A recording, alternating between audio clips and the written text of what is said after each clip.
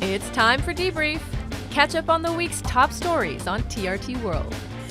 Welcome back to Washington, D.C. Pope Leo has completed his first full day here in Istanbul. Or the sorts of attacks that we know have happened south of here in Ukraine. I have to say that the Ukrainians here really do not have a lot of faith in this. A Ukrainian delegation is in the US holding talks with top US officials in Florida. The talks may be continuing, but so is the bombing. However, American and Ukrainian officials gathered in Miami on Sunday, determined to look to the future. They emerged several hours later, having apparently had a successful meeting. Meanwhile, the corruption scandal in Kyiv, that isn't going away in a hurry. How strong is Vladimir Zelensky's position at home right now? Zelensky is operating from a position of weakness right now. He just lost his very influential chief of staff. All these corruption scandals and internal discord in Ukraine doesn't really help Ukraine with its negotiating with Americans or holding the front. Russia claims their forces have been advancing along the frontline cities of Pokrovsk and Volchansk. Ukrainian officials have made no acknowledgement that either place has fallen into Russian hands, but instead Kyiv dismisses Moscow's claims as just statements. The center of countering disinformation for Ukraine, they're saying that this is Russian propaganda, especially that's being ramped up at this stage to try and be tailored towards the Western audience to try and make their hand stronger at the negotiations. President Vladimir Putin has been reaffirming that Moscow is in full control of the city of Pokrovsk in the Donetsk People's Republic, despite counterclaims from Ukraine. He has been speaking about Europe, lashing out at the European Union, saying that they are the ones who do not want peace. We are not planning to fight Europe. I have said this 100 times. But if Europe suddenly decides to wage war against us and starts it, we are ready right now. There can be no doubt about that. NATO Secretary General Mark Rutte, he's not biting. He's not taking it. He was repeatedly asked about those comments from Vladimir Putin, and he refused to answer. As negotiations proceed, we cannot waver in our commitment to Ukraine.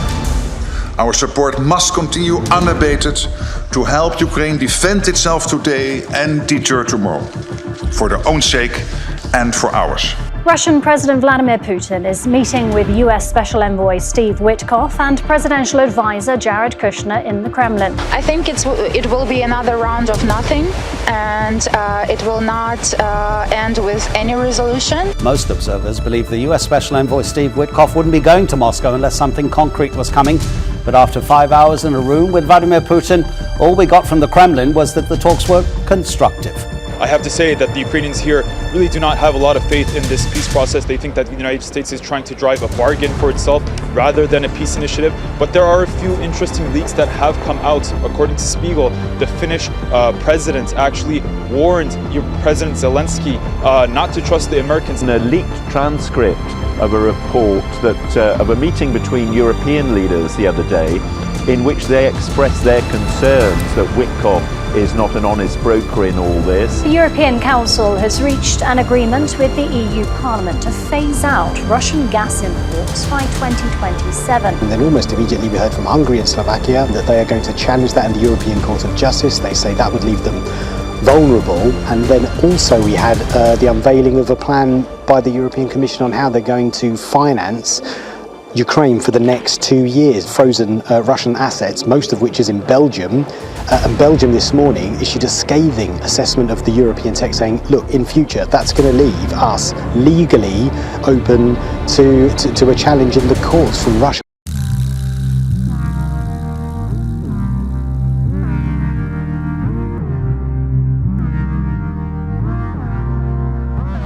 The US president has confirmed he's held a phone call with Venezuela's president, Nicolas Maduro. This comes as the US military has deployed another aircraft carrier to the Caribbean amid escalating tensions with Caracas. Earlier, Donald Trump told pilots and airlines to consider Venezuelan airspace closed. The country condemned the move, calling it a colonialist threat. According to the New York Times and the Miami Herald, they had several conversations the past couple of weeks. According to these newspapers, they say that Maduro said that he might be willing to give up power if he and his family are guaranteed safe passage out of Venezuela, and also if they are giving an amnesty for any crimes they have committed. President Trump refused that request, and he's intensifying deploying troops and warships around the country. And this comes after we have reports from the U.S. Congress that there might be an investigation to see if the Trump administration blowing up fishing boats off Venezuela constitute a war crime. Well, the White House says Defense Secretary Pete Hegseth authorized an admiral to conduct the U.S. military strikes on an alleged drug boat in the Caribbean in September, which killed 11 people. This comes after a Washington Post report said that Hegseth allegedly gave a verbal order to leave no survivors behind after that strike. I would reject that the Secretary of War ever said that. However, the President has made it quite clear that if narco-terrorists, again, are trafficking illegal drugs towards the United States, he has the authority to kill them. And that's what this administration is doing. There are now 2 investigations into this, one in the House of Representatives, one in the U.S. Senate, so both ends of Congress investigating this. And you have members of Congress, even Republicans, who are saying that if indeed this was what's called a double tap, where you strike one location and kill people and then go back to kill any survivors, well, that would indeed be an international violation of international law. The Trump administration started targeting boats in the Caribbean and Eastern Pacific in September, accusing them of smuggling illegal drugs from Venezuela and Colombia, as we've mentioned. Officials say more than 80 people have been killed. From Caracas' view, however, it is Venezuela's sovereignty now at stake. And Washington believes Maduro's days are numbered. Voices opposing Trump's policy over Venezuela are already rising in the U.S. Let me be clear. If Trump were to order an attack on land, that would be an act of war, and Congress would invoke the War Powers Act.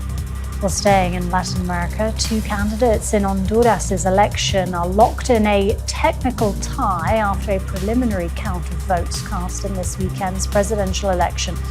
US President Donald Trump has publicly backed one candidate to win. Businessman of Palestinian descent, Nasri Asfoura, known as Tito, leads the right-wing National Party of Honduras. And like the US president, he's promised to crack down on crime and drug trafficking. In a social media post, Trump threatened to cut aid to Honduras if Asfoura didn't win, leading to claims of election interference. US President Donald Trump has pardoned former Honduran President Juan Orlando Hernandez. Hernandez was released from prison in the U.S. on Monday, where he was serving a 45-year prison sentence for drug trafficking and firearms charges. President Trump has really been hard on drug trafficking overall during his term so far.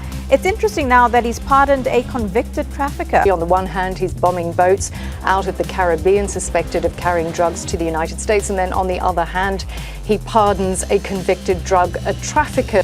Immigrant communities across the United States are reacting to the Trump administration's plan to review green cards after the deadly attack on 2 National Guardsmen in Washington. This is as President Trump took to social media with calls to permanently pause migration from poorer nations. The attack that killed 1 National Guardsman and left another fighting for his life has prompted President Trump to escalate his immigration agenda.